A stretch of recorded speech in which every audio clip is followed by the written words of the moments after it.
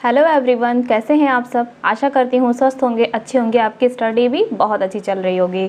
दोस्तों, आज की क्लास में हम लोग जो है उपन्यास विधा को जैसा कि पढ़ रहे हैं। लगभग 5 क्लास हो गया है उपन्यास विधा का।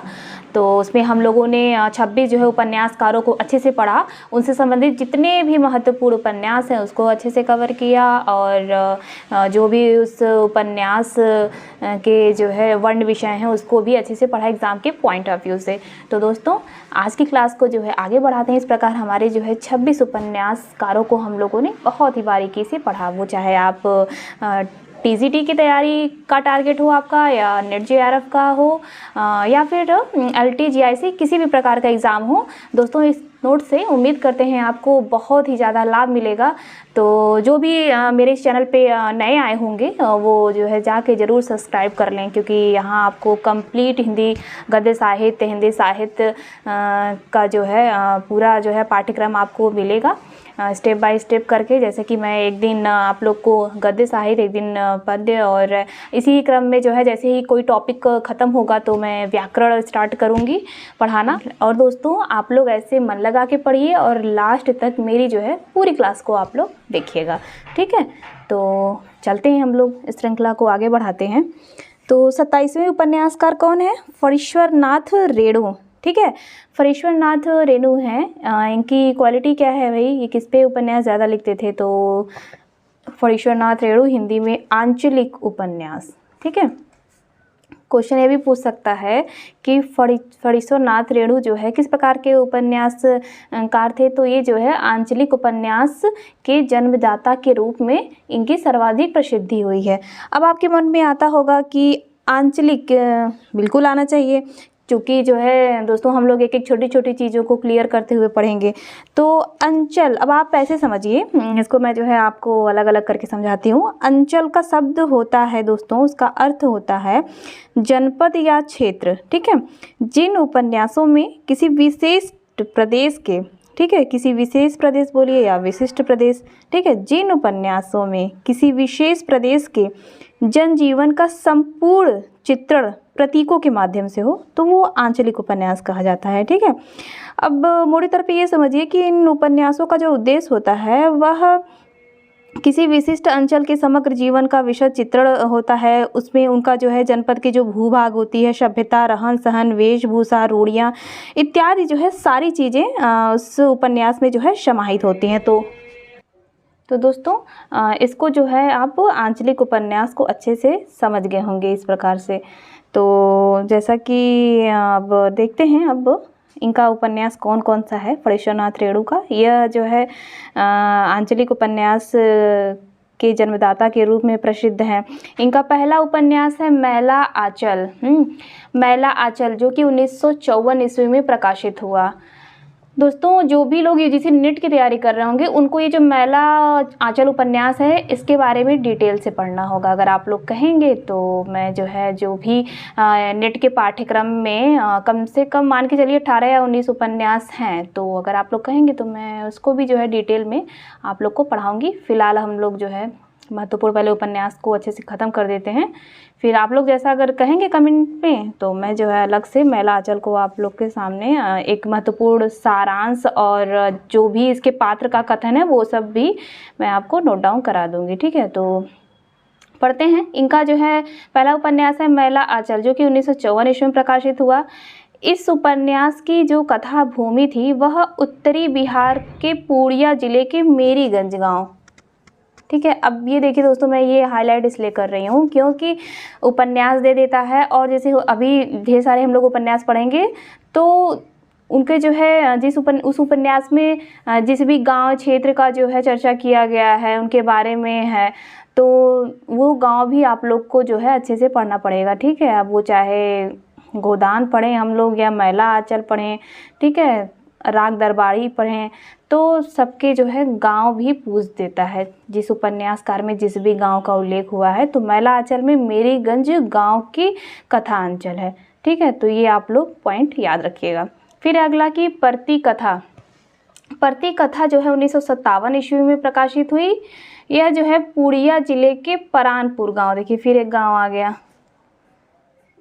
पूर्णिया जिले का तो ये भी है, लेकिन मैला आंचल म से याद रखिए, मैला आंचल मेरीगंज गांव, प्रति कथा परानपुर। ठीक है, इस प्रकार आपको जो है अपने हिसाब से आप याद रखिएगा। फिर अगला क्या है, जुलूस इनका 1965 में प्रकाशित हुआ।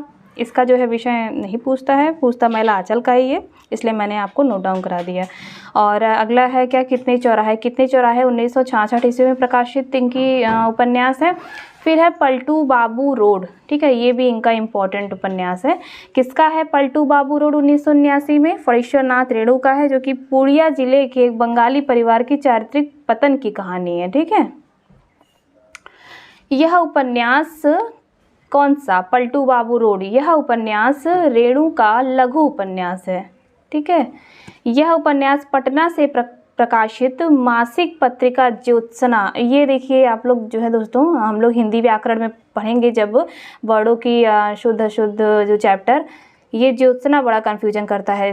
देखिए ज्योत्सना, ठीक है, ये बड़ा हिंदी, चूँकि आप लोग जो है जो भी हिंदी आप लोग जिसे पढ़िए और जो सेंटेंस भी में भी जो भी जैसे कि वर्डों की अशुद्धियाँ पे भी ध्यान दीजिए। ठीक है, ग्रामर भी अपना इस प्रकार से तैयार होता रहेगा। तो जो ज्योत्सना है वह भी दोस्तों ये हिंदी व्याकरण में शुद्ध अशुद्ध वर्तनी में जो है पूछा जाता है ये वर्ड। ठीक है, इसलिए मैं यहाँ पे आप लोग को हाईलाइट कर दी हूँ। फिलहाल देखते हैं पलटू बाबू रोड में क्या है उपन्यास में। यह जो है उपन्यास रेणु का लघु उपन्यास है। यह उपन्यास पटना से प्रकाशित मासिक पत्रिका ज्योत्सना के दिसंबर 1959 से दिसंबर 1960 के अंकों में धारावाहिक के रूप में जो है छपा था। रेणु के निधन के बाद यह उपन्यास प्रकाशित हुआ था 1979 ईस्वी में। ठीक है, कब? जो है 1979 ईस्वी में। फिर अगला इनका है राम रतन राय उपन्यास फणीश्वरनाथ रेणु जी का है। यह 1971 ईस्वी में प्रकाशित हुआ। यह एक अपूर्ण उपन्यास है।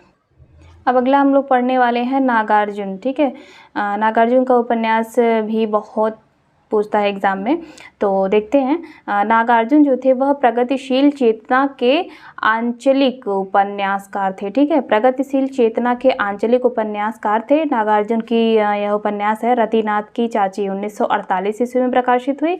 बलचनामा 1952 ईस्वी। ये जो नायक हैं बलचनामा, उन्हीं के नाम पे ये रखा गया है। बलचनामा का अन्याय एवं अत्याचार के विरुद्ध संघर्ष दिखाया गया है बलचनामा उपन्यास में। फिर इनका यह नई पौध 1953 ईस्वी में प्रकाशित उपन्यास है। फिर अगला है बाबा बटेश्वर नाथ। ठीक है, बाबा बटेश्वर नाथ 1954 ईस्वी में प्रकाशित उपन्यास है। इसके अंतर्गत दोस्तों क्या है देखते हैं हम लोग कि बरगद के वृक्ष को बचाने के लिए किसानों का जो है संघर्ष इसमें दिखाया गया है। ठीक है, इसका वर्ण विषय आप लोग याद रखिएगा। बाबा बटेश्वर नाथ उपन्यास 1954 ईस्वी में प्रकाशित हुआ। इसमें बरगद के वृक्ष को बचाने के लिए किसानों का जो है संघर्ष दिखाया गया है। फिर है वरुणा के बेटे उपन्यास 1957 ईस्वी में जो है प्रकाशित हुआ। इस उपन्यास में क्या बातें हैं देखते हैं हम लोग। इसमें जो है जो मिथिला के, यहाँ मैं लिखना भूल गई हूँ, आप लोग नोट कर लीजिएगा, मिथिलांचल के मछुआरों के जीवन पर आधारित उपन्यास है वरुणा के बेटे। दुखमोचन यह भी जो है नागार्जुन का उपन्यास है। यह 1957 ईस्वी में लिखा गया। कुंभी पाक 1960, हीरक जयंती 1961 और इनका ये पारो उपन्यास जो कि 1975 ईस्वी में प्रकाशित हुआ। इसमें बाल विवाह की दारुण कथा है। ठीक है, ये भी आप लोग याद रखिएगा। पारो उपन्यास नागार्जुन का है जो कि 1975 ईस्वी में प्रकाशित हुआ। इसमें बाल विवाह की दारुण कथा है। फिर अगला है गरीबदास 1979 ईस्वी में प्रकाशित हुआ था। तो इस प्रकार दोस्तों नागार्जुन की जितने भी महत्वपूर्ण उपन्यास हैं मैंने सब यहाँ पे आपको लिख दिया है। यहाँ पे दोस्तों देखिए जो रचना जिस सन में भी प्रकाशित हुई है वो भी मैं आपको एक जगह पे लिख दी हूँ। तो आप जब भी रचना याद कीजिए तो उसका जो है प्रकाशन तो ज़रूर ही याद कीजिए। ठीक है, आधी अधूरी तैयारी नहीं करना है, कंप्लीट तैयारी कीजिए। तो फिर अगला क्या है, अगला जो है देखते हैं नरेंद्र कोहली। ठीक है, इनका भी उपन्यास है, देखते हैं कौन कौन सा है। नरेंद्र कोहली का दीक्षा है उपन्यास, इनका 1975 में है। अवसर 1976 और संघर्ष की ओर यह इनका इम्पोर्टेंट है। नरेंद्र कोहली का उपन्यास संघर्ष की ओर 1978 ईस्वी में प्रकाशित हुआ। युद्ध उपन्यास 1979 ईस्वी में 2 खंडों में। बंधन 1988, अधिकार 1990, कर्म 1991, धर्म 1993 ईस्वी, अंतराल 1995, प्रच्छन्न, ये भी इनका इम्पोर्टेंट है, पूछा है कई बार। प्रच्छन्न उपन्यास 1997 ईस्वी, प्रत्यक्ष 1998, निर्बंध 2000 ईस्वी में प्रकाशित हुआ। तो दोस्तों ये जो 8 उपन्यास है नरेंद्र कोहली का, यह जो है इस उपन्यास में महाभारत को केंद्र में रखकर जो है रचा गया है ये सब उपन्यास, ठीक है। तो ये भी पूछ सकता है कि नरेंद्र कोहली का कौन सा उपन्यास है जो महाभारत को केंद्र में रखकर रचा गया है या नहीं रचा गया। तो ये 8 है, आप पढ़ लीजिएगा अच्छे से कौन कौन सा है, तो इससे जो है प्रश्न हल करने में आसानी होगी। फिर अगला है क्या, यह इनका इम्पोर्टेंट है, अभिज्ञान। वैसे तो इम्पोर्टेंट सभी है, बट ये अभिज्ञान प्रच्छन्न संघर्ष की ओर कई बार पूछा है, ठीक है। तो देखते हैं, अभिज्ञान जो है 1981 ईस्वी में प्रकाशित हुआ। निर्माण 1992, साधना 1993, परिव्राजक 2003, निर्देश 2004 में प्रकाशित है। तो दोस्तों इस प्रकार ये जो 5 इनका उपन्यास है, यह जो है तोरो कारा तोड़ो शीर्षक से रचाया गया है, ठीक है। तो आप लोग जो है ये भी याद रखिएगा। फिर अगले उपन्यासकार, देखिए हम लोग लगभग जो है 29 उपन्यासकारों को अच्छे से पढ़ लिया। देखिए इस प्रकार हम लोग को कितना अच्छे से तैयार हो जा रहा है सब कुछ। तो दोस्तों उम्मीद करते हैं जितना भी मैंने आप लोग को उपन्यास विधा में महत्वपूर्ण उपन्यासकारों को बताया है, उनकी रचनाओं को आप लोगों ने अच्छे से याद कर लिया होगा और उसका जो है प्रकाशन भी, ठीक है। तो चलते हैं, अब्दुल बिस्मिल्लाह का जो है उपन्यास है समर शेष, जो कि 1980 ईस्वी में प्रकाशित हुआ है यह। और फिर है इनका झीनी झीनी बीनी चदरिया, 1986 ईस्वी में प्रकाशित है। इसमें जो है बनारस के बुनकरों का चित्रण है, ठीक है। यह बहुत ही इम्पोर्टेंट जो है उपन्यास है दोस्तों, एकदम मोस्ट इम्पॉर्टेंट ही कीजिए, ठीक है। किसका है, अब्दुल बिस्मिल्लाह का। इसमें जो है झीनी झीनी बीनी चदरिया 1986 ईस्वी में रचा गया। इसके अंतर्गत बनारस के बुनकरों का चित्रण है। फिर अगला है जहरवाद 1987 ईस्वी में प्रकाशित हुआ था। फिर अगला है दंत कथा, जो कि 1990 ईस्वी में प्रकाशित हुआ। फिर है मुखड़ा क्या देखें, ये भी इनका इम्पॉर्टेंट है, ठीक है। मुखड़ा क्या देखें किसका उपन्यास है, अब्दुल बिस्मिल्लाह का, जो कि 1996 ईस्वी में प्रकाशित उपन्यास है। इसमें जो है दोस्तों ये पात्र मैं यहाँ पे लिख दी हूँ, पात्र आप लोग देख लीजिएगा। मुखड़ा क्या देखें उपन्यास के पात्र हैं राम वृक्ष पांडे, जब्बार मौलवी साहब, ठीक है। ये 2 पात्र हैं। इसमें जो है बलापुर, जो कि इलाहाबाद में है, आज़ादी आपातकाल लागू होने तक की कथा है मुखड़ा क्या देखे में। फिर है इनका अगला जो है 6वां उपन्यास है अपवित्र आख्यान 2008 ईस्वी में प्रकाशित हुआ है। फिर अगला है कि रावी लिखता है, यह जो है इनका देखिए लेटेस्ट है, 2010 में जो है आया इनका उपन्यास रावी लिखता है। किसका है, अब्दुल बिस्मिल्लाह का, ठीक है। इस प्रकार इनकी जो है 7 महत्वपूर्ण उपन्यासों को हम लोगों ने पढ़ा। रावी लिखता है दोस्तों, ये इम्पोर्टेंट कर लीजिएगा, मुखड़ा क्या देखें, और ये झीनी झीनी बीनी चदरिया, ठीक है। और फिर है ये मार्कंडे का उपन्यास है समर शेष 1959 ईस्वी में जो है प्रकाशित हुआ है। और अग्निबीज 1981 ईस्वी, ऐसे दोनों इम्पॉर्टेंट हैं, ठीक है। अग्निबीज 1981 में प्रकाशित हुआ। इसके अंतर्गत गांधीवादी विचारधारा का बिखराव मिलता है देखने को, ठीक है। अग्निबीज के रूप में क्रांतिकारी युवा की चेतना का अंकन किया गया है, ठीक है।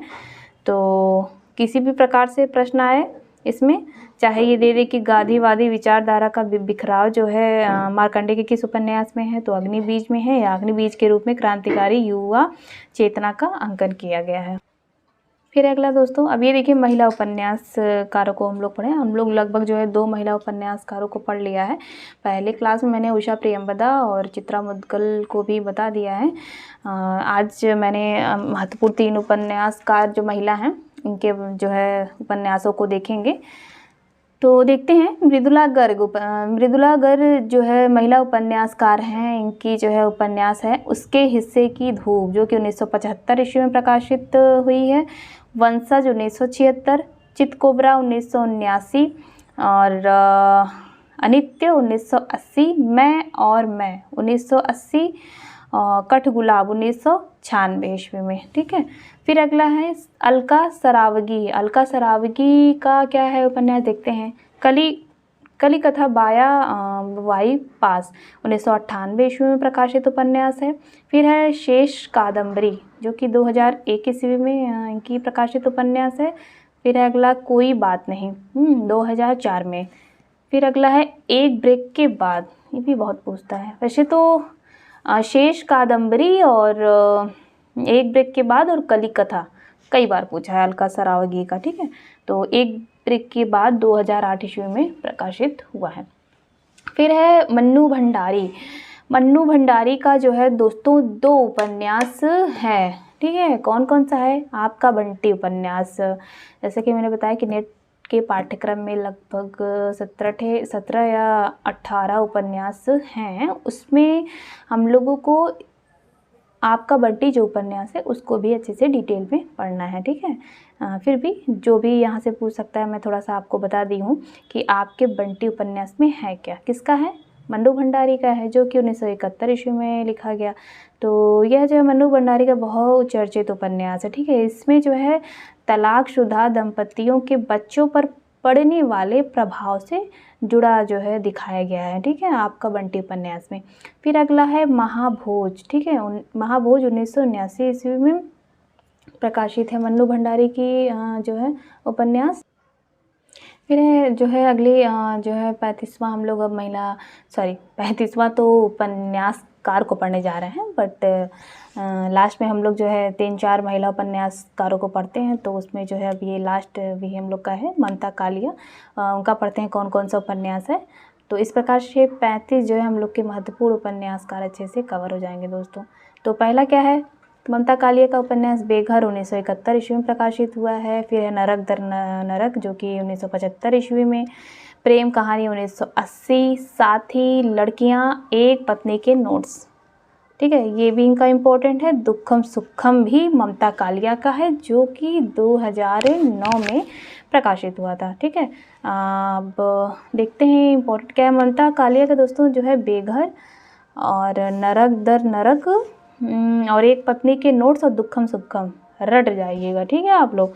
तो दोस्तों आज की क्लास हम यहीं समाप्त करते हैं, लेकिन 3 क्वेश्चन ले आई हूँ जो कि आप लोग को कमेंट में बताना है इसका आंसर। ठीक है, ये महत्वपूर्ण साहित्य इतिहास ग्रंथ है जो कि जो भी लोग मेरा शुरू से क्लास देख रहे होंगे उसमें मैंने आप लोग को बताया है इनके रचनाकारों के बारे में और कब ये प्रकाशित हुआ था ग्रंथ उसको भी बताया है।